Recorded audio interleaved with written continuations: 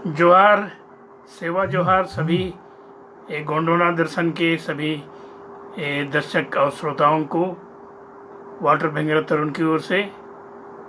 पिछली रात हमारा कार्यक्रम अधूरा रह गया नेटवर्क अच्छा नहीं रहने के कारण। आज उस कार्यक्रम को वार्ता को हम आगे बढ़ाते हैं। सबसे पहले सुप्रभात। आज का दिन सभी के लिए मंगलमय हो। आदिवासी साहित्य, इतिहास और रचनाकारों की चर्चा करते हुए उषा बहन ने आग्रह किया था कि मैं अपने रचना काल, अपनी रचनाओं, अपनी कृतियों के बारे में ही चर्चा करूं। तो सबसे पहले यह कहना चाहूँगा कि हमारे आदिवासी समाज के बारे में मुख्यधारा के गैर आदिवासी लेखकों ने अनेक कृतियाँ लिखी हैं, लेकिन जब हम पढ़ते हैं उन्हें तो कई बार हम उनमें अनेक त्रुटियां पाते हैं। विशेषकर हम जब देखते हैं महाश्वेता देवी की कृति जंगल के दावेदार में भी उन्होंने उरांव क्षेत्र की कहानी लिखी है, लेकिन उसमें मुंडा पात्र है, नाम मुंडा लोगों का है। तो हाँ, हमको लगता है कि जो गैर आदिवासी लेखक आदिवासियों पर लिखते हैं तो आदिवासियों को एक मान लेते हैं। हमारे में अनेक जनजातियां हैं, आदिवासी समुदाय हैं, मुंडा, उरांव, खड़िया हो, संताल, उत्तर पूर्व में अनेक हैं, गोंडवाना क्षेत्र में अनेक हैं, राजस्थान में अलग अलग आदिवासी समुदाय रहते हैं। तो सिर्फ आदिवासी समुदाय कह लेने से हम उसको नहीं मान सकते हैं। अगर एक पर्टिकुलर आदिवासी समाज के बारे में लिख रहे हैं तो उसके बारे में गहन जानकारी की बहुत आवश्यकता है। और ये हम आदिवासी लेखक जब हम लिखने लगते हैं तो इसको महसूस करते हैं। जब तक हमारा विद्यार्थी जीवन रहा, प्रशिक्षण का दौर रहा, दिल्ली और पटना में मेरा प्रारंभिक प्रशिक्षण हुआ, कार्यकाल आरंभ हुआ। 1972 में मैंने दिल्ली से पत्रकारिता करने के पहले मैं एक स्कूल में, जहां मैं मैट्रिक परीक्षा मैंने पास की थी, संजीवी हाई स्कूल लुपुंगुटु चाईबासा, वहाँ पर कुछ महीने मैं शिक्षक रहा। उसी स्कूल में जब मैं 9वीं कक्षा का विद्यार्थी था तो मुझ में लिखने की प्रवृत्ति जागृत हुई। और उसी समय में छोटी छोटी कविताएं, बाल कथाएं लिखना आरंभ किया। उन्हीं में से एक पहली कहानी थी मेरी जो प्रकाशित हुई थी, वह कौन थी। छोटी सी बाल कहानी थी और उपदेशपरक कहानी थी।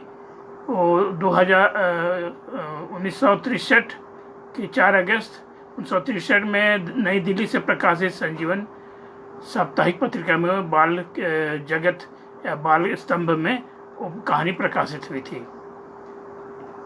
उसके साथ साथ मैं रिपोर्टिंग भी, छोटी छोटी घटनाओं का, स्कूल के आसपास के घटनाओं के बारे में रिपोर्टिंग भी किया करता था। तो पत्रकारिता के क्षेत्र में मेरा रुझान बढ़ा और शिक्षकों से, मेरे मित्रों से मुझे बहुत प्रोत्साहन मिला और मैं लिखता गया।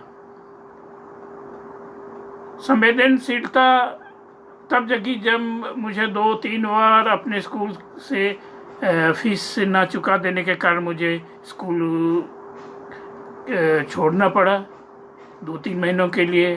फिर स्कूल गया, फिर छोड़ना पड़ा। तो वहाँ भावुकता निश्चित रूप से एक आम स्टूडेंट के सामने होती है। तो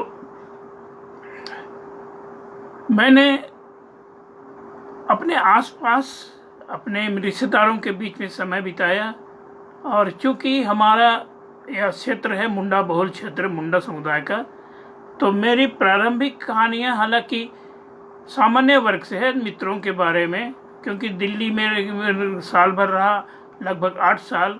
कृषि संकल्प नामक युवा मासिक, हिंदी मासिक के पत्रिका का मैंने संपादन पटना से किया, गोलघर से। तो वहाँ अनेक युवा मित्र मिले जो यूनिवर्सिटी कॉलेज के सामान्य छात्र हुआ करते थे।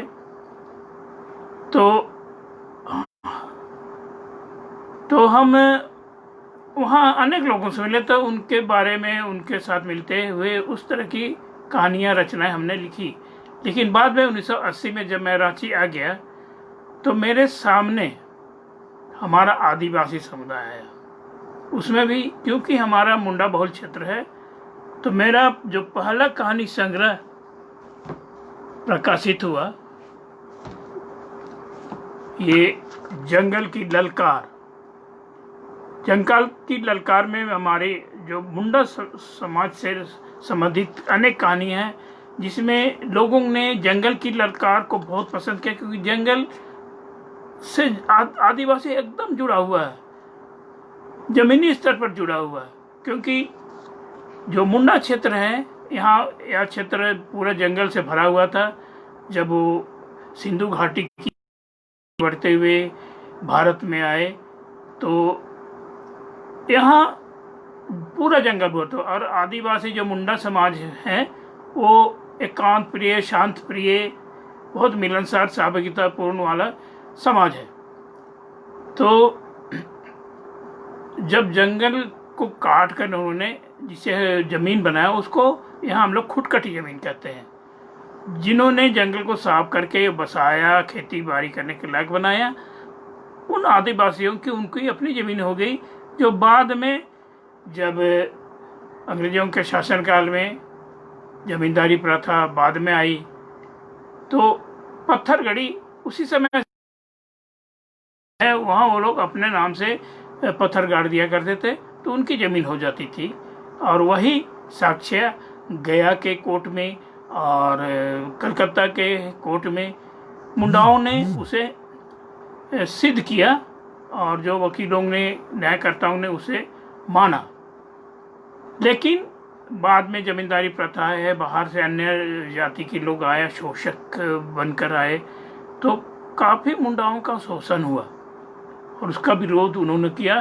तो जंगल की ललकार में मैंने अनेक आदिवासी पात्रों के आधार पर मैंने इनमें कहानियाँ लिखी हैं, और इसको बहुत लोगों ने पसंद किया। बहुत से, इसमें कुल 12 कहानियाँ हैं, और इसमें महिला पात्र में संकल्प, संगी, फूलो, पालू, दुलारे, इन कहानियों को हमारे सुधीर पाठकों ने काफ़ी पसंद किया। हालांकि इन कहानियों की रचना 80 के दशक में, और हालांकि इनका प्रकाशन काफ़ी देर में हुआ, और इस पुस्तक को राजभाषा विभाग पटना ने इसको जनजातीय ग्रंथ प्रकाशन अनुदान योजना 1987-88 के तहत सम्मानित किया। तो इसके बाद 1989 ईस्वी में यह पुस्तक प्रकाशित हुई और पाठकों के समझ पहुंची। लेकिन मेरा कहानी का रचना, मेरी कहानियाँ मैं कहानियाँ लिखता रहा, और जो शुरू स्कूली दौर में मेरी जो कहानियाँ थी, वो जो मित्रों से संबंधित हैं, जैसे सामान्य कहानी, इनको आदिवासी कहानियों के स्तर में नहीं कहते हैं। ये मेरा दूसरा कहानी संग्रह था। पहला कहानी संग्रह था लौटती रेखाएं। जो जंगल की ललकार थी, वो मेरा तीसरा कहानी संग्रह है। और इसके बाद लौटती रेखाएं के बाद मेरा दूसरा कहानी संग्रह था देने का सुख। देने का सुख आया, और इसे भी काफ़ी लोगों ने पसंद किया। लेकिन जो समालोचक, हमारे साहित्यिक समालोचक रहे हैं, इन्होंने इन 2 कहानी संग्रहों को आदिवासी समाज की कहानियों की श्रेणी से बिल्कुल खारिज कर दी। हालांकि उसमें 2-3 कहानियां हैं जिनके पात्र आदिवासी हैं। इसी बीच मेरा पहला उपन्यास शाम की सुबह का प्रकाशन हुआ। शाम की सुबह हमारे इस क्षेत्र में जो शिक्षित आदिवासी वर्ग है उसमें महिलाएं, युवतियां आमतौर पर शुरू में मैट्रिक परीक्षाएं मैट्रिक तक की पढ़ाई करते थे, तो उनका पहला चॉइस होता था वो नर्स बने, क्योंकि मैट्रिक के बाद नर्सिंग की ट्रेनिंग प्राप्त हो जाती, एएनएम जनरल नर्सिंग वगैरह की ट्रेनिंग मिल जाती थी। तो हमारी अधिकांश युवतियां मैट्रिक पास करने के बाद पहला तो हमारे आसपास अनेक नर्सें हैं जो हमें प्रेरित करती रही हैं। तो शाम की सुबह में एक आदिवासी नर्स की कहानी है। उसी तरह हमारे आदिवासी समाज है, मुंडा समाज है विशेषकर, जो थोड़ा बहुत पढ़ जाते हैं, आगे नहीं पढ़ सकते हैं क्योंकि शारीरिक रूप से वे काफ़ी सक्षम रहते हैं और वे उनकी पहला क्योंकि अधिक नहीं पढ़ पाते हैं, इसलिए सरकारी नौकरियों में अधिक नहीं जा पाते हैं, लेकिन वे फौजी बनते हैं।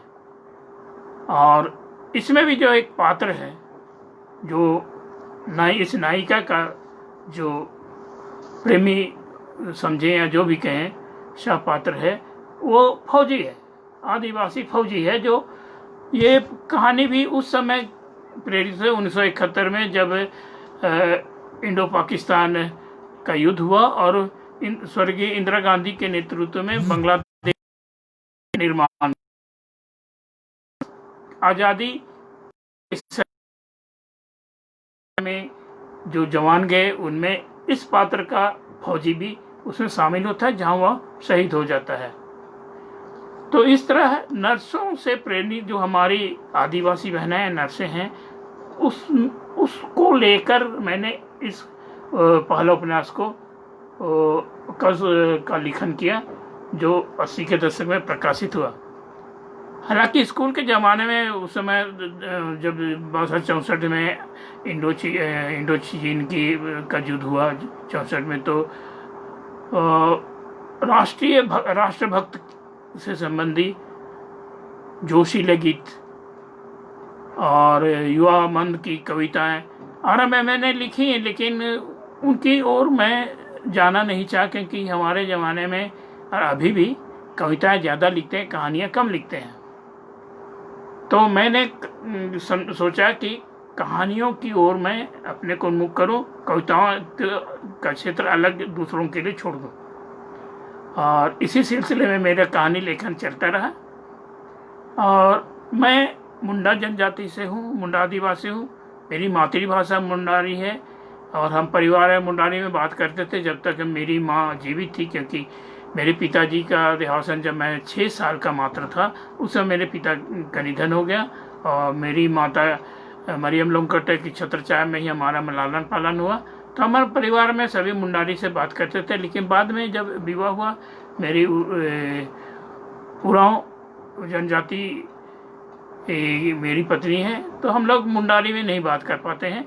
हालांकि वो बहुत सीखने का प्रयास करती है और कभी कभी बोल भी देती है। लेकिन मैं जब कॉलेज में हिंदी विशेष मेरा विषय था, तो हमने सोचा, उस समय एक बार हिंदी खूब चला था, तो मैंने कहा कि हिंदी में क्यों नहीं लिखूं। मुंडारी में हमारी मातृभाषा होते हुए भी अभी लिपि प्रचलित नहीं हो पाई, और फिर मैं मूल भाषा या मौलिक भाषा या मूल मुख्यधारा की भाषा जो हिंदी, मैंने कहा हिंदी में हम क्यों नहीं लिख सकते हैं, और मैंने इसी क्षेत्र में अपना कदम बढ़ाया। और उसके बाद भी मेरी 2-3 उपन्यास और आए। सबसे पहले मेरा तलाश उपन्यास आया, इसके बाद गैंग लीडर आया और एक कच्ची कली। ये कच्ची कली, गैंग लीडर और तलाश यूरोपीय और दक्षिणी अमेरिकी के युवा संतों की जीवनी पर आधारित ये उपन्यास है। बाद में मेरा एक उपन्यास आया लौटते हुए। जब मैं दिल्ली में था तो वहाँ मैंने देखा कि हजारों की संख्या में झारखंड, छत्तीसगढ़, उस समय मध्य प्रदेश वगैरह था, बंगाल, उड़ीसा, इस क्षेत्र से आदिवासी युवतियाँ वहाँ घरेलू कामगार के रूप में काम कर रही हैं। अनेक ऐसी युवतियों से मेरी बातचीत होती थी, तो उनसे मैंने उनके बारे में बहुत कुछ जाना और मुझे काफ़ी दुख हुआ कि हमारी बहनें इस तरह का काम करने के लिए बाधित हैं।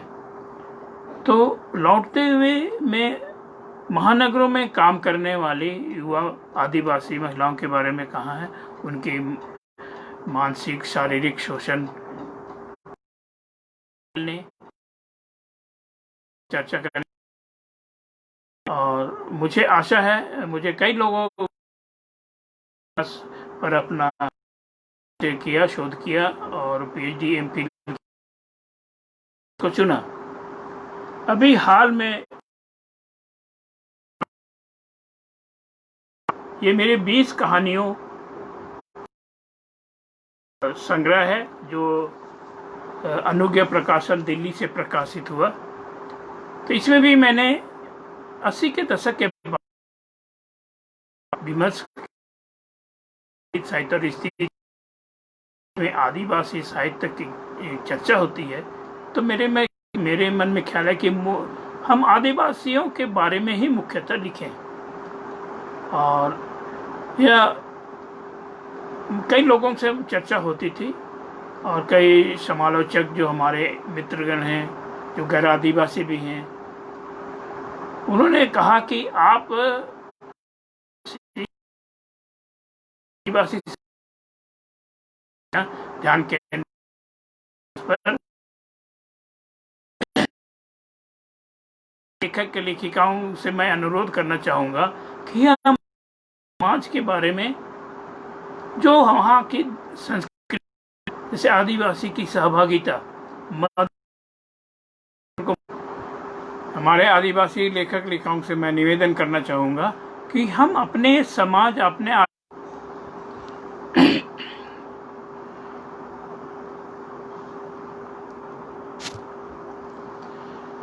हम आगे बढ़ते हैं। जैसा कि मैं निवेदन कर रहा था कि हमारे समाज में बहुत सारी अच्छी बातें हैं, बुराइयां भी हैं कि आदिवासी समाज ज़्यादा पढ़ा लिखा नहीं है, इसलिए अनेक सामाजिक कुरीतियाँ भी पनप रही हैं। तो हम रचनाकारों को काया दहिता बन जाता है, आदिवासी विशेषकर अपने समाज के बारे में। तो अच्छाइयों को तो उजागर करते ही हैं, हमारी जो कमजोरियां हैं समाज में, जो सामाजिक बुराइयां हैं, जैसे डायन प्रथा, केवल कह देने से कोई महिला डायन नहीं हो जाती है। तो ऐसी बुराइयां अभी सामाजिक बुराइयां हैं और आदिवासी समाज में कूट कूट कर भरी हुई है, जो गांव में विशेषकर। तो यह हमारा बहुत बड़ा दायित्व है कि ऐसी बातों को दूर करने के लिए हमारे लेखकों लेखिकाओं को आगे आना है। और प्रैक्टिकल रूप में यह बहुत ही आवश्यक है हमारे समाज में, क्योंकि जैसे जैसे हम आगे बढ़ रहे हैं, कथित मुख्य धारा की ओर बढ़ रहे हैं, शिक्षित होने के बाद हम बड़ी कंपनियों में, सरकारी दफ्तरों में हमारे आदिवासी, शिक्षित आदिवासी आगे आ रहे हैं, तो उनके परिवारों का परिवेश आदिवासी समाज से अलग, भिन्न दिखाई देने लगा है।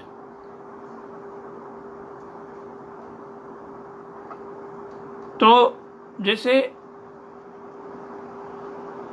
डायन की बात कर रहे थे, तो ये हमारे एक प्रोफेसर मित्र हैं, उनके परिवार से घटित कहानी डायन है, जो उषा किरण जी कह रहे कि विकल्प की आदिवासी कहानियों के बारे में। तो ये इसमें एक डायन पर भी एक कहानी है, लंबी कहानी है, और ये सच्ची घटना पर आधारित है, जो हमारे मित्र प्रोफेसर इवा किस्को ने शेयर की थी।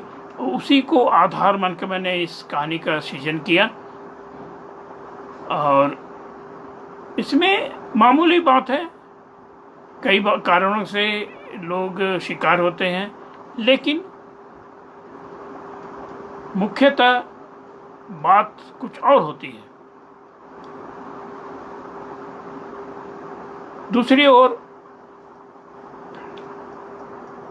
महानगरों में हमारे लोग रहते हैं, गांव में हमारे बूढ़े माता पिता छूट रहे हैं।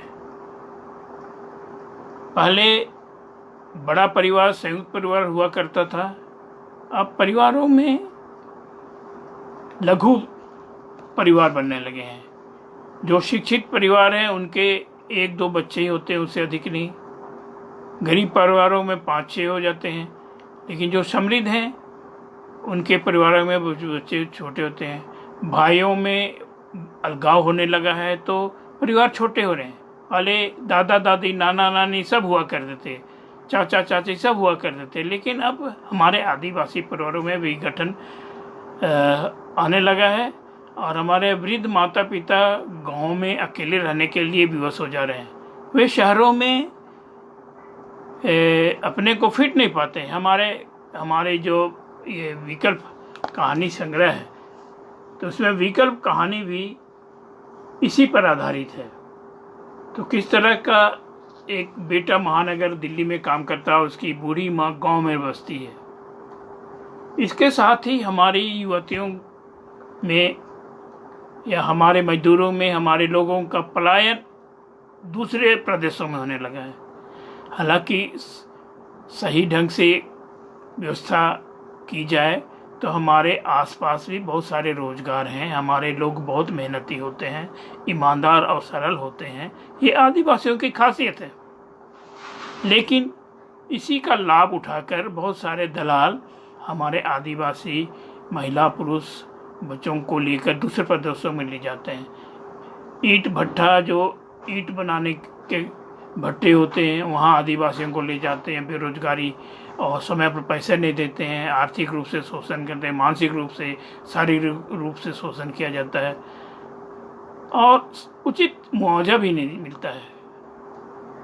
बहुत सारी युवतियां महानगरों में घरेलू कामगारों में दलालों के माध्यम से भेजी जा रही हैं, जहां उनका मानसिक शारीरिक सब शोषण होता है। उसके बारे में भी मैंने अपनी इस कहानी संग्रह में लिखा है। जो मक्कड़ जाल है, ये मक्कड़ जाल दलालों का बहुत बड़ा मक्कड़ जाल है, जो इसमें बहुत सारी युवतियाँ फंस जाती हैं, आदिवासी युवतियाँ। तो इनके और हमारे लेखकों को ध्यान देना चाहिए, हमारे जो सामाजिक कार्यकर्ता हैं। और दूसरी बात है, हमारे नए लेखकों को, नए लेखिकाओं को जब हमारे ज़माने में था, प्रोत्साहन देने वाले, मार्गदर्शन करने वाले बहुत कम हुआ करते थे। हमारे समाज में जैसे मैंने पत्रकारिता को अपना व्यवसायिक क्षेत्र चुना। लोग बैंकों में नौकरी करते हैं, कंपनियों की नौकरी करते हैं, मैंने पत्रकारिता को अपने जीवन यापन के लिए अपना कार्य क्षेत्र चुना। तो लोग कई उलाहना देते थे, अरे यार तुम कहानी लिखते हो, उपन्यास लिखते हो, तो कहीं भी स्कूल का मास्टर बन जाओ, बैंक में नौकरी कर लो, पत्रकारिता ही क्यों। लेकिन पत्रकारिता भी बहुत आवश्यक है। हमारे गोंडवाना संदेश के तोराम जी ने बहुत अच्छा संदेश दिया कि अपने बलबूते पर अपनी पत्रिकाएं सालों साल चलाना।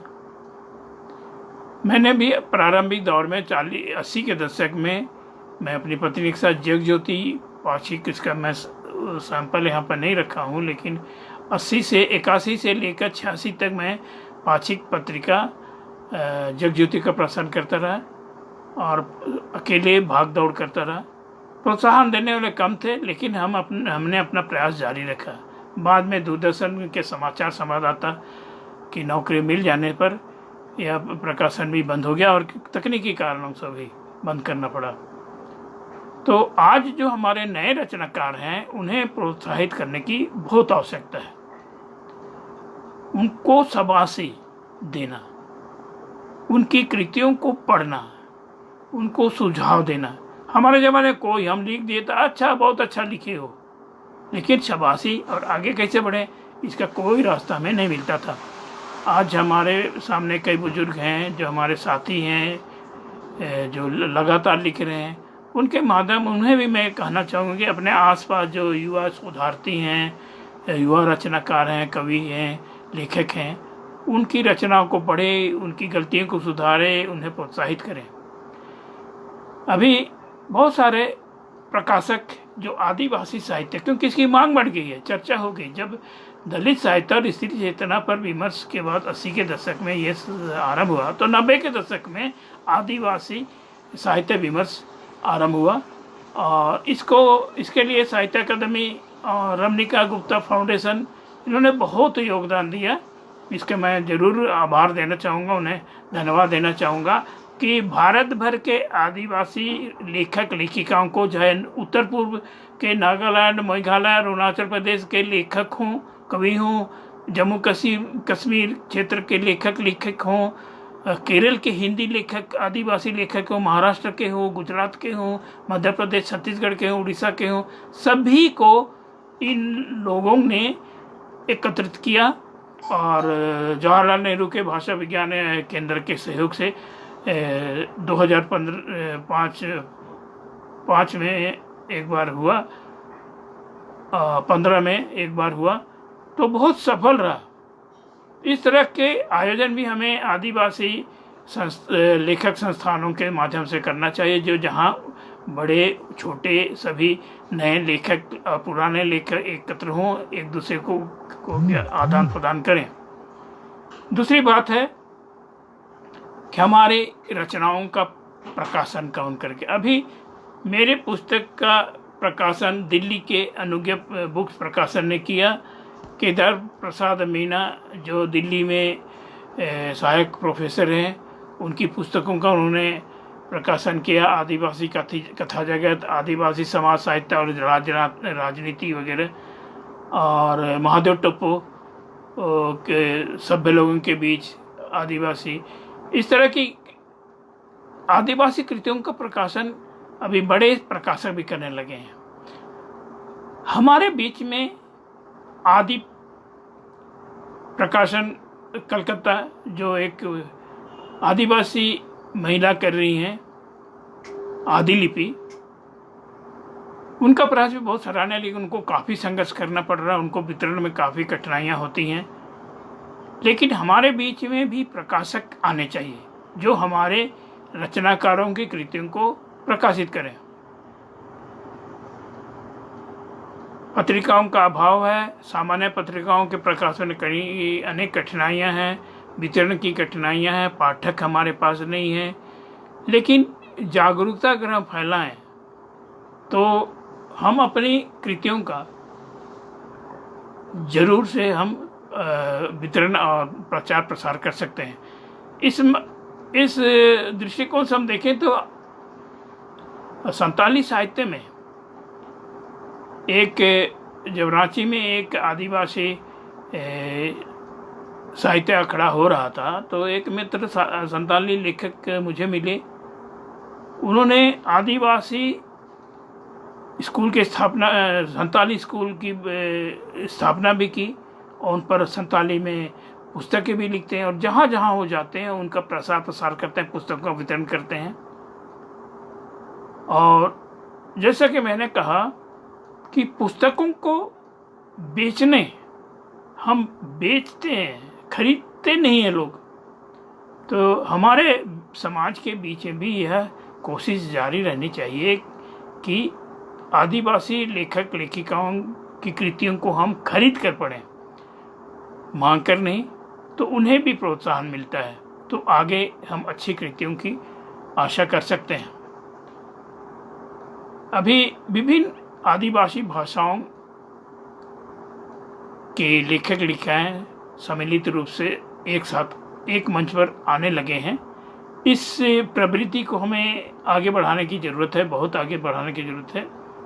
और इससे क्या होगा कि जो पुराने लोग और नए लोग वो सभी एक मंच पर आएंगे और अपने आइडिया के, अपने विचारों का आदान प्रदान कर सकते हैं, और इससे हम आगे के आगे के लिए आदिवासी साहित्य, आदि भाषाओं के संरक्षण में हम विशेष महत्वपूर्ण योगदान दे सकते हैं। जहाँ तक आदिवासी भाषाओं पर कृतियाँ रचनाएं करने के लिए ये छोटा छोटा प्रयास भी होना चाहिए। परचून की दुकान की तरह, एक छोटे दुकान की, पकौड़े और चाय की दुकान की तरह, बड़े मिष्ठान भंडार की तरह, बड़े रेस्टोरेंट की तरह नहीं, ये छोटी दुकानों की तरह आदिवासी भाषाओं पर छोटी कृतियाँ, छोटी पुस्तकें छोटे समूह में लिखकर वितरण करने का प्रयास जारी रखना चाहिए। यही बूंद बूंद हमें घड़ा भरने के लिए, हमारे साहित्यिक घड़े को भरने के लिए हमारे आदिवासी भाषाओं की कृतियों को प्रोत्साहित करना चाहिए और इसमें एक लगन, जुनून होना चाहिए। हमारे एक मित्र हैं, मानवाधिकार कार्यकर्ता हैं, श्री ग्लैडसन डुंगडुंग, युवा हैं, बहुत उत्साही हैं, जोशीले हैं और मानवाधिकार पर उन्होंने बहुत सारे कृतियाँ लिखी हैं, पुस्तक लिखी हैं। अब वे आदिवासी पब्लिकेशन भी करने लगे हैं, वो आदिवासी साहित्यों का प्रकाशन भी करने लगे हैं, क्योंकि कोई प्रकाशक रिस्क लेना नहीं चाहते कि पुस्तकें छाप दे और उसका वितरण ना हो, खरीदी ना हो, तो पूंजी बर्बाद होती है। लेकिन ग्लैडसन डुंगडुंग ने इस रिस्क उठाया और वे कहानियाँ भी लिखने लगे हैं और मुझे बहुत अत्यंत खुशी है। एक सामाजिक कार्यकर्ता, मानवाधिकार कार्यकर्ता जो रिसर्च बेस्ड आधार लेखक करता है, वो कहानी के क्षेत्र में अपनी उनका एक पहला कहानी संग्रह अभी निकलने ही वाला है और मुझे उसे देखने पढ़ने का, संशोधन करने का अवसर मिला, मुझे अच्छा लगा। तो हमारे बीच में विशेषकर हमारे अभी आदिवासी युवक युवतियाँ बहुत शोधार्थी हैं, बहुत सारे सेंट्रल यूनिवर्सिटी में, केंद्रीय विश्वविद्यालय, महात्मा गांधी अंतर्राष्ट्रीय हिंदी विश्वविद्यालय में छात्र हैं जो आदिवासी विमर्श पर कार्य कर रहे हैं। उन्हें भी रचनाशीलता की ओर कल से अपने से पीएचडी या एमफिल पर ध्यान न देकर वो वास्तविक मौलिक कृतियों की ओर भी वो आगे आएं। जब पढ़े लिखे हैं, दूसरे हम सामान्य वर्ग के लोगों को देखते हैं कि जब वो कुछ ज़्यादा पढ़ लिख जाते हैं तो लेखन की ओर आगे बढ़ते हैं, उनकी कविताएं छपने लगती हैं, कविताओं की ओर जा रहते हैं, कहानियाँ लिखते हैं, आलेख लिखते हैं। लेकिन हमारे आदिवासी युवक युवतियाँ ये काम बहुत कम कर रहे हैं और मुझे उम्मीद है कि आगे के दिनों में इस तरह के मंचों के माध्यम से उन्हें प्रोत्साहन मिलेगा, पाठक मिलेंगे, जागरूक पाठक मिलेंगे, उन्हें प्रोत्साहित करने वाले मददगार सामने आएंगे, तो निश्चित ही इस दिशा में हमारे युवक आगे बढ़ेंगे और उनकी मौलिक कृतियाँ हमें पढ़ने के लिए सामने आएंगी। अभी आदिवासी अखाड़ा साहित्य की ओर से रांची में के पंकज के माध्यम से, वंदना टेटे के माध्यम से हमने कोरोना लॉकडाउन के बीच में उन्होंने एक श्रृंखला जारी की साहित्यकारों से मिलने का, और प्रत्येक रात्रि के समय कहो कहानी श्रृंखला उन्होंने शुरू की। 50 कहानीकारों की कहानियाँ इसमें सम्मिलित की गई।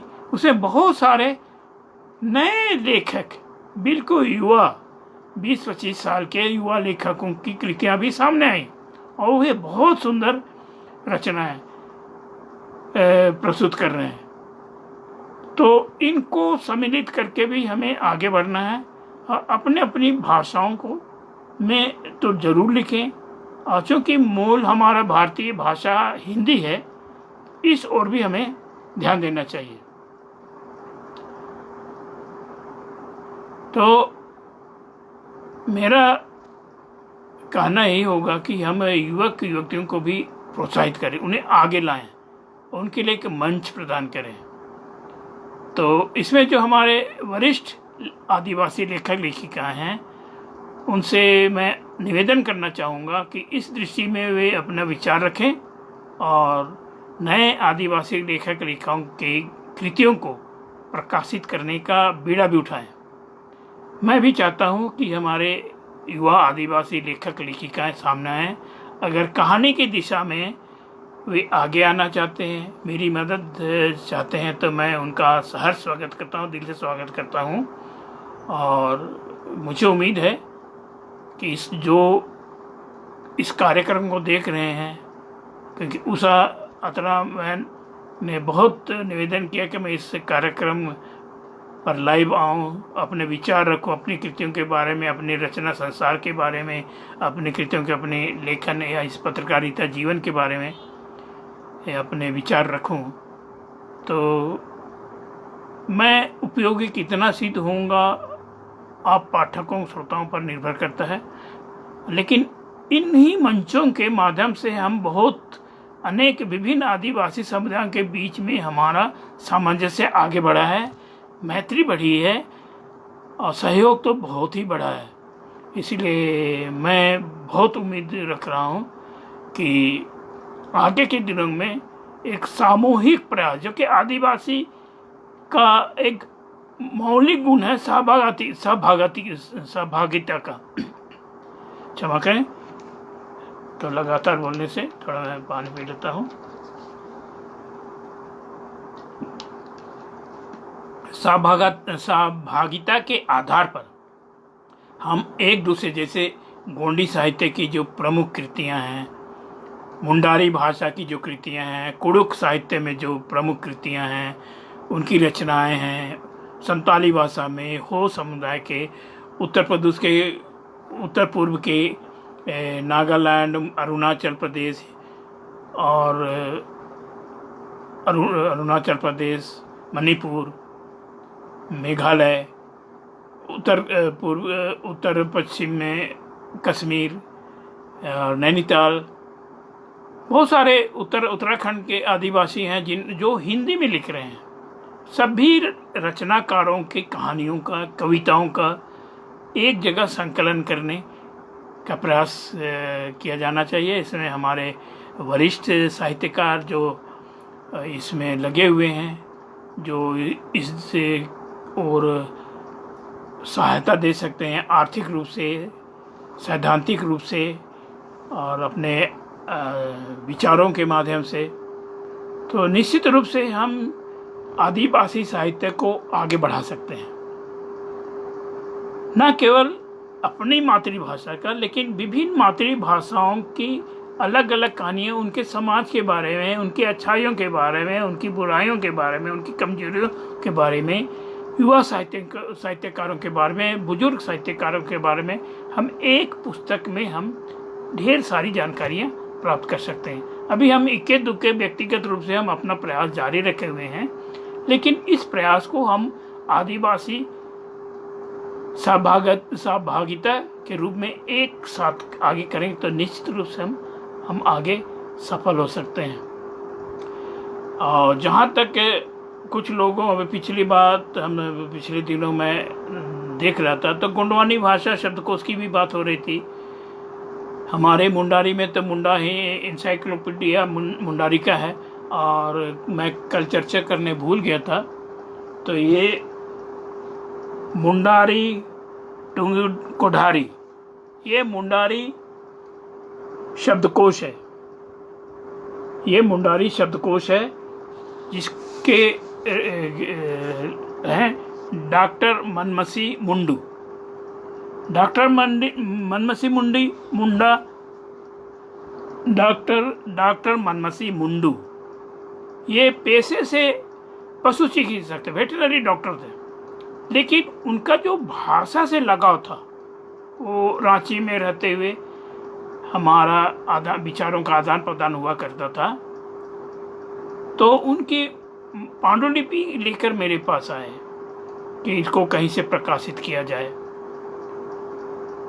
तो क्योंकि काफ़ी मोटी पुस्तक है, मुंडारी भाषा का शब्दकोश, मुंडारी शब्दों का शब्दकोश, ये बहुत बड़ा योगदान डॉक्टर मनमसी मुंडू का है। तो इस तरह की कृतियों को आगे लाना है, सामूहिक रूप से भी लाना है। हर एक मातृभाषा, जो आदिवासी मातृभाषा है, उनके साहित्य को, उनके भाषा को के संरक्षण के लिए इन शब्दकोशों का होना बहुत जरूरी है। अंग्रेजी हिंदी शब्दकोश बहुत मिल जाते हैं, ऑक्सफोर्ड वालों ने तो बहुत काम किया है। अब उन्हीं के आधार पर डॉक्टर कामिल बुल्के हमारे हिंदी प्राध्यापक और हिंदी प्रेमी जो बेल्जियम निवासी थे, लेकिन भारतीय मिशनरी बनकर उन्होंने भारत को ही अपना देश मान लिया और हिंदी उनकी सबसे बड़ी भाषा वो मानते थे। हिंदी के बहुत बड़े पंडित बने। उन्होंने राम कथा लिखी, तो राम कथा का चरित्र भी बहुत विचित्र है डॉक्टर कामिल बुल्के के दृष्टिकोण से। और रामायण और महाभारत और दूसरे जो हैं रामायण के जो रचयिता, राम कथा में डॉक्टर कामिल बुल्के ने दूसरे दृष्टिकोण से राम को एक आदर्श पुरुष की रूप में प्रतिस्थापित किया है। डॉक्टर कामिल बुल्के ने अंग्रेजी हिंदी शब्दकोश का भी निर्माण किया, वो काफ़ी प्रचलित है, बहुत लोकप्रिय है। उसको आधार मान के अनेक लोग जो आदिवासी क्षेत्र के, हमारे संत जोसेफ कॉलेज के पूर्व प्राध्यापक प्रिंसिपल थे डॉक्टर निकोलस टेटे, उन्होंने खड़िया भाषा, अंग्रेजी हिंदी खड़िया भाषा सब, तो घड़िया शब्दकोश का भी निर्माण हो गया। तो इसी अनेक, जैसे गोंडी भाषा के लिए शब्दकोश हो, नागा भाषा के लिए, मिली भाषा के लिए और सभी आदिवासी भाषाओं के शब्दकोश का निर्माण बहुत जरूरी है कि अगली पीढ़ी इन शब्दकोशों को आधार बनाकर अपनी भाषा को समृद्ध बना सकता है। इसी के सिलसिले में मैं कल ही कहना चाह रहा था कि हमारे आदिवासी समाज की अच्छाई को, उनकी सामाजिक कार्यकृतियों,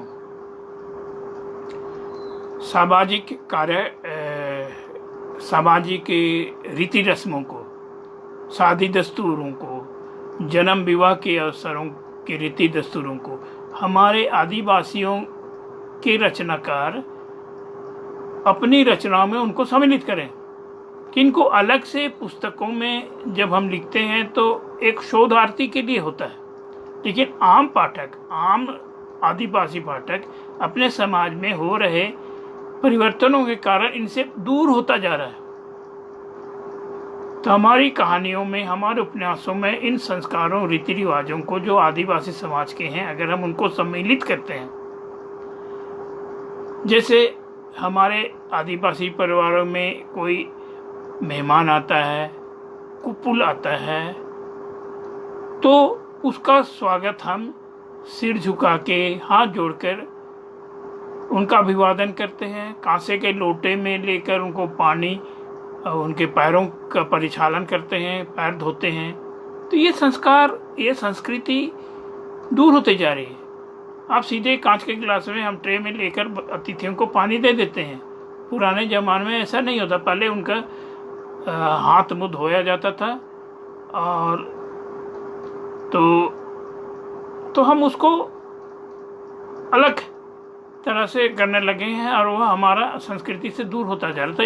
इन दस्तूरों को भी, आदिवासी दस्तूरों को भी हम आगे बढ़ाते रहेंगे। और उषा किरण जी कह रहे क्या मुंडा रामायण महाभारत को मानते हैं क्या? तो मुंडारी में जो बुद्धू मुंडा की कविताएं हैं उनमें रामायण से पर आधारित गीत प्रस्तुत हैं, क्योंकि शुरू में जो आदि धर्म से यहाँ जो डॉक्टर रामदयाल मुंडा ने काफ़ी प्रयास, उन्होंने लिखा भी आदि धर्म से पर आधारित पुस्तक आदि धर्म। तो इस क्षेत्र में जो मुंडारी गीत हैं, जो छौ नृत्य हैं, वो महाभारत पर आधारित है, सीताहरण वगैरह। हालांकि रामायण महाभारत आदिवासियों का नहीं है, क्योंकि आदिवासी हिंदू नहीं है। ये आदिवासी डॉक्टर रामदयाल मुंडा भी मानते थे। अभी आज के बुद्धिजीवी आदिवासी मुंडा भी नहीं मानते हैं कि आदिवासी हिंदू हैं। उनका अपना, क्योंकि आदिवासी मूलतः प्रकृति पूजक हैं, वो सिंगभोंगा को मानते हैं जो अदृश्य है। वो कोई मूर्ति नहीं, सिंगभोंगा की कोई मूर्ति नहीं है, किसी देवी देवता की मूर्ति आदिवासी उनका की पूजा नहीं करते हैं। जबकि रामायण महाभारत में ये सब हैं। तो मूलतः आदिवासी प्रकृति पूजक हैं। कुछ लोग हिंदू धर्म से प्रभावित होकर रामायण महाभारत को मानते हैं, लेकिन अधिकांश का मानना है कि मुंडाओं का धर्म आदि धर्म है। सरना धर्म जिसको हम लोग बोलते हैं, सरना स्थल एक वृक्ष की छाया में पूजा पाठ करते हैं और प्रकृति की पूजा करते हैं। तो उषा करण जी को मैं ही कहना चाहूँगा कि कई लोग सामान्यतः मान लेते हैं, लेकिन मुख्यतः जो भी बात होती है तो आदिवासी सरना धर्म को मानने वाले हैं। और आदिवासियों के बीच में जो विदेशी मिशनरी आए तो बहुत सारे आदिवासियों का ईसाईयत की ओर झुका हुआ, और अनेक आदिवासी परंपराओं का निर्वहन करते हुए भी आज वे ईसाई धर्म को मानते हैं, लेकिन सामुदायिक रूप से, सामाजिक रूप से वे अभी भी आदिवासी समाज के ही अभिन्न अंग हैं। तो उसी तरह बहुत सारे लोगों ने हिंदू धर्म को अपना लिया है, लेकिन उनके जो रहन सहन है, संस्कृति है, वो आदिवंश से भिन्न नहीं है। आदिवासी से भिन्न नहीं है, बिल्कुल आदिवासियों की तरह है उनका। तो ये मानना, ये नहीं कह सकते कि वे हिंदू हो गए हैं। वे अभी भी प्रकृति सिंगभोंगा की पूजा करते हैं। तो ये एक अलग प्रश्न है। हम जब साहित्य की बात करते हैं, साहित्य रचना की बात करते हैं, तो हालांकि प्रारंभिक काल में जब बुद्धू मुंडा के गीतों, उनकी कविताओं को हम पढ़ते हैं तो रामायण पर आधारित अनेक कविताएं उनकी कविता संग्रह में मिलती हैं। बाद के गीतों में आदिवासी प्रकृति के बारे, जल जंगल जमीन के बारे में लिखने लगे हैं।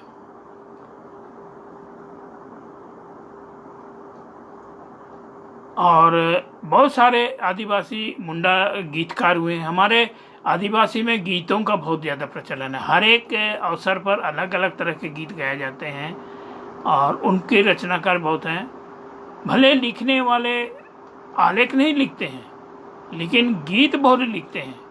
और जैसे कि सभी क्षेत्रों में है, आदिवासी मुंडा गीतों के भी बहुत एल्बम निकले हैं। और अभी इस माने में हम देखें कि मुंडाओं के गीत में हमारे बीच में एक बहुत अच्छे मित्र हैं, सुखराम पूर्ति।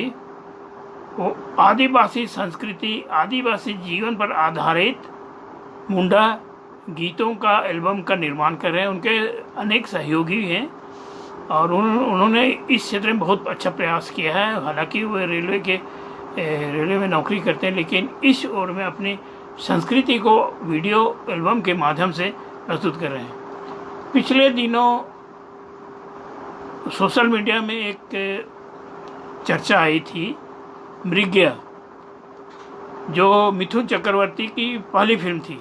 और लोगों का मानना है, फिल्मकारों का मानना है कि झारखंड के आदिवासियों पर आधारित पहली फिल्म थी। लेकिन वहाँ भी मृग्या के मुख्य कलाकार मिथुन चक्रवर्ती जो भी हो, मैं हरिराम मीना जी के साथ मैं चर्चा कर रहा था, तो उसमें भी उरांव मुंडा संथाली को सभी लोग, सिर्फ जैसे मैंने आरंभ में कहा कि गैर आदिवासी का आदिवासी एक ही है। वो मुंडा, उरांव, खड़िया हो, संथाली, गोंड, भील, वो नहीं, सिर्फ आदिवासी हैं। तो ऐसा नहीं होना चाहिए। अगर वो मुंडा पर लिख रहे हैं तो मुंडा के बारे में ही लिखें, उसको उरांव ना बनाएं, उसको गोंड ना बनाएं, उनको भील ना बनाएं, उनको मीना ना बनाएं। तो मीना पर लिख रहे हैं तो मीना पर। तो हमारे लोग वीडियो एल्बम तो बहुत बना रहे हैं कि फिल्मों की ओर आदिवासी चरित्रों पर, हालांकि जो भगवान बिरसा मुंडा पर आधारित 2 फिल्में आई हैं, वो आदिवासियों के द्वारा नहीं बनाई गई हैं। लेकिन क्योंकि रांची क्षेत्र के निर्माता और निर्देशक रहे हैं, तो उन्होंने काफ़ी उसको उसको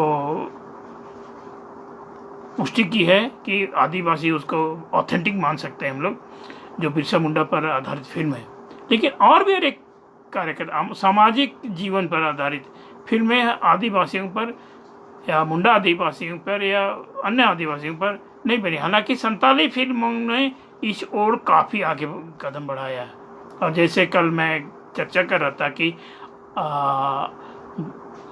संताली फिल्में बहुत लोकप्रिय हो रही हैं। कई जमशेदपुर की एक महिला है, ऑटो रिक्शा चलाती हैं और उनसे पैसे बचाकर उन्हें कई फिल्मों का निर्माण किया है, संताली फिल्मों का। झाड़ग्राम एक छोटा सा कस्बा है पश्चिम बंगाल में, हावड़ा जमशेदपुर मुख्य लाइन में झाड़ग्राम, वहाँ से मुंडा संताली FM चैनल चलता है। तो इस तरह की भाषाओं के आधार पर हम आज आधुनिक मीडिया का इस्तेमाल हम नहीं कर रहे हैं। तो इस दिशा में भी हमें आगे बढ़ना। हालांकि मैं चर्चा करते बीजू टोपो का, जो हमारे आदिवासी कुड़ुक भाषी फिल्मकार हैं, अंतर्राष्ट्रीय स्तर पर उन्हें प्रसिद्धि मिल चुकी है, अनेक अंतर्राष्ट्रीय पुरस्कारों से उनकी डॉक्यूमेंट्री फिल्मों को नवाजा गया है।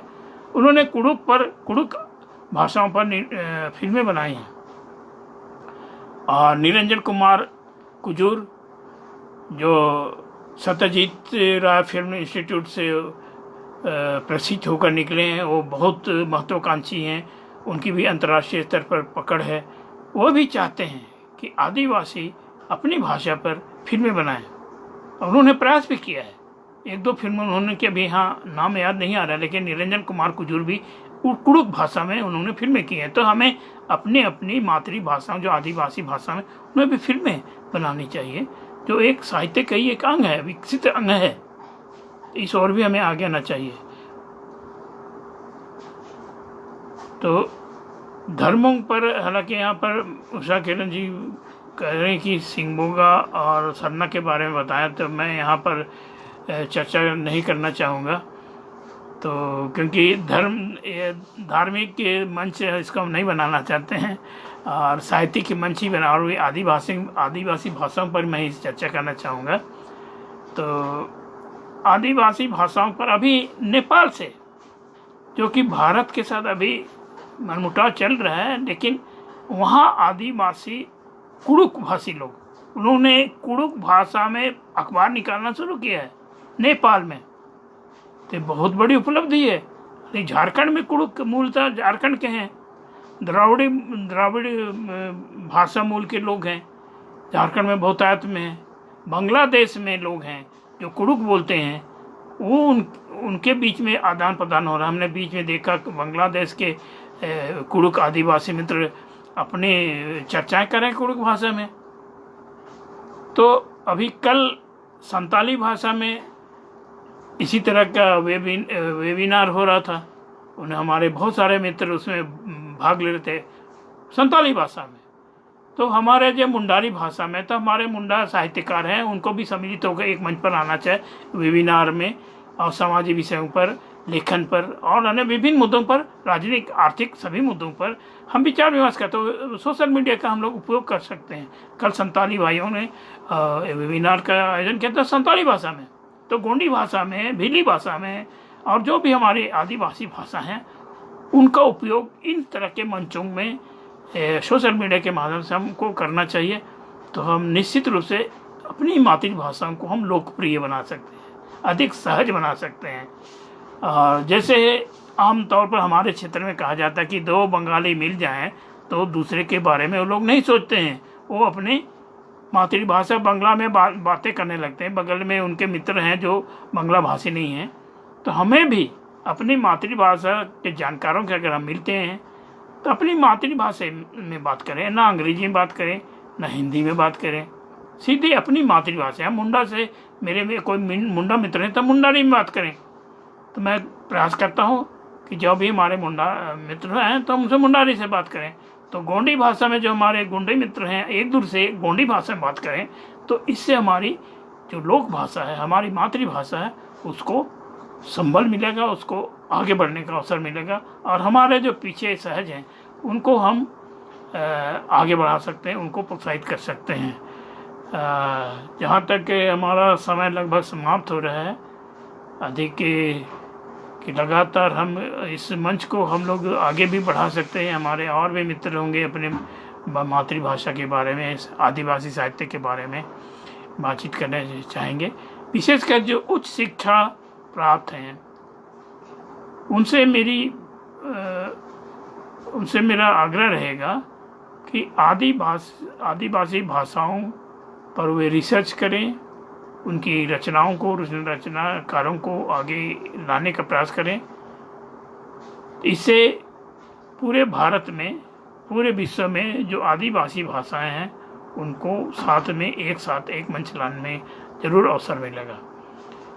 और उषाकरण माथुमे वाडे जी को और अन्य सहयोगियों को मैं विशेष रूप से धन्यवाद देना चाहूँगा कि मुझे यह अवसर मिला कि प्रारंभिक जो एपिसोड थे तो गोंडी भाषा साहित्य से मिलते जुलते ही रहे, उनके बारे में बातचीत होती रही। मुझे अवसर मिला मुंडा भाषा भाषी होने का। हालांकि मैं मूलतः हिंदी में अपनी रचनाएं करता हूँ, हिंदी लेखन करता हूँ, कहानियाँ लिखता हूँ, उपन्यास हिंदी में ही लिखता हूँ। लेकिन अभी मेरा प्रयास भी मैंने भी प्रयास करना शुरू कर दिया है पिछले 1 साल से लगातार। लेकिन जिस तरह से हिंदी में मैं लिख पाता हूँ, मुंडारी भाषा में लिख नहीं पाता हूँ।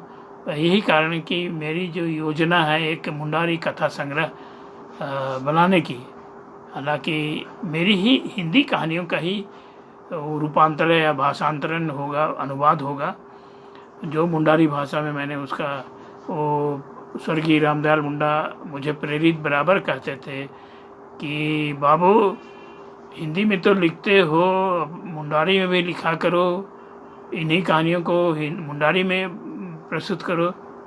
तो उनका भी मेरे ऊपर आशीर्वाद है। मैं चाहूँगा कि उनको सच्ची श्रद्धांजलि दे सकूं, तो अपनी कहानियों का एक मुंडा अनुवाद प्रस्तुत कर सकूं। इस ओर कदम बढ़ा चुका हूं। और एक बात, हम आदिवासियों में एक बात भी, हम घूमते नहीं हैं, हमारे समाज के बीच में भी नहीं घूमते। बंगालियों को देखें, हर एक जो टूरिस्ट क्षेत्र हैं, अब बंगालियों को अब जरूर पाएंगे कि आदिवासियों को इक्के दुक्के जगह में हम आदिवासियों को पाते हैं। और इसलिए बंगाली समाज में है एक विचार बन गया है कि साल में 1-2 जगह जरूर भ्रमण करना चाहिए पूरे परिवार के साथ।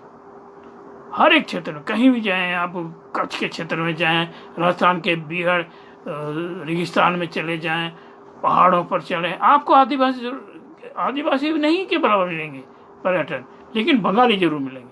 और इसीलिए वो ज्ञान प्रदर्शन करते। तो हमारे आदिवासी समाज में घुमंतु होना चाहिए। हालांकि हम घुमंतु भी हैं, लेकिन ज़्यादा भ्रमण नहीं करते हैं। और इसको ज्ञानोपार्जन के उद्देश्य से भी करना चाहिए। ज्ञान बढ़ाने के लिए हम लोग को जरूर भ्रमण करना चाहिए, अपने विभिन्न गाँवों में भी। हमारे एक युवा मित्र हुआ करते थे चाय बागानों के, वो बहुत घूमते थे मोटरसाइकिल में, यहाँ वहाँ चले जाते गांव में। और इस कारण वे बहुत बढ़िया, उनका ज्ञान बढ़ा है चाय बागानों की समस्याओं के बारे में। अभी तुरंत नाम सामने में नहीं आ रहा है, लेकिन जब जरूर चर्चा करूँगा उस मित्र का। तो हमारे आसपास की समस्या, हमारे मजदूरों की समस्याओं के बारे में, महिलाओं की समस्याओं के बारे में, परिवारों में हो रहे विघटन हो रहे उनके बारे में, कि हमारे परिवार आदिवासी परिवार विघटित हो रहे हैं, हमारे बच्चों को हम नियंत्रित नहीं कर पा रहे हैं। उन सामाजिक कार्यकर्ताओं के साथ हमारे आदिवासी लेखक लेखिकाओं को भी इस ओर विचार करना चाहिए हमारे समाज के बारे में। और अपनी कृतियों के माध्यम से इनको हम सुंदर समाज बनाने में अपना योगदान दे सकते हैं। मेरे विचार से आज लगभग 1 घंटा हो ही गया। आज हमारा यह सुबह का कार्यक्रम था, बहुत कोई लाइव नहीं देख पा रहे हैं, लेकिन बाद में रिकॉर्डेड वर्जन वो लोग ज़रूर देख सकेंगे। और मेरे विचारों के बारे में विचार करेंगे और देखेंगे मेरे सुझाव कितने सहज हैं, जिनको अंगीकार किया जा सकता है, प्रयोग में लाया जा सकता है। और हम चाहते हैं कि आने वाली पीढ़ी अपने आदिवासी समाज, अपने आदिवासी भाषाओं, अपनी मातृभाषा के बारे में आकर्षित हों, उनको माने। अरे हमारी भाषाएं बहुत समृद्ध हैं, उनको संरक्षित करने की ही जरूरत है। कैसे एक विदेशी जर्मन मिशनरी, उन्होंने मुंडारिका पर 16 वॉल्यूम, अगर मैं दिखाना तो बहुत बड़ा है ये, कम से कम एक एक में हजारों पृष्ठ हैं, तो 10,000 पृष्ठों से भी ज़्यादा वो संकलन है इंसाइक्लोपीडिया मुंडारिका, जो ब्रिटानिया इंसाइक्लोपीडिया ब्रिटानिका से भी बहुत बड़ा है, उसका डबल है एक तो कहें।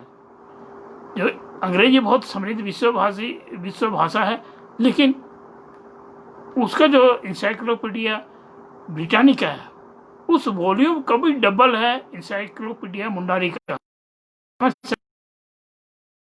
समृद्ध है। तो हमारी अलग अलग गोंडी भाषा में, भीली भाषा में, उत्तर पूर्व क्षेत्र के आदिवासी भाषाओं में, बोलियों में बहुत सारे अनेक प्रसंग हैं, भाषाएं, शब्द हैं। उनका शब्दकोश बनाना बहुत ज़रूरी है और उस पर रचनाएं भी करनी है। और हमें इस तरह के अलग अलग समुदाय, आदिवासी समुदायों को एक मंच पर आने की बहुत ज़रूरत है। मैं तो सुझाव साहित्य अकादमी जैसी संस्थाओं से भी आग्रह करूँगा को ये निरंतर ध्यान में रखें कि आदिवासी विमर्श का प्रचलन अभी 90 के दशक से आरंभ हुआ है, तो इसको आगे अभी इसको जागरूक, ज्वलंत बनाए रखना चाहिए। और इसके लिए बहुत आदिवासी साहित्यकारों को एक मंच पर आया जाए, विभिन्न प्रदेशों के आदिवासी लेखकों का सेमिनार बुलाया जाए। हम अपने स्तर पर भी, मैं हरिराम मीना जो हमारे अखिल भारतीय आदिवासी भाषा के वो हमारे आदिवासी संस्था के वो चेयरमैन हैं, सभापति हैं, उनसे मैं बातचीत में चर्चा करता हूँ कि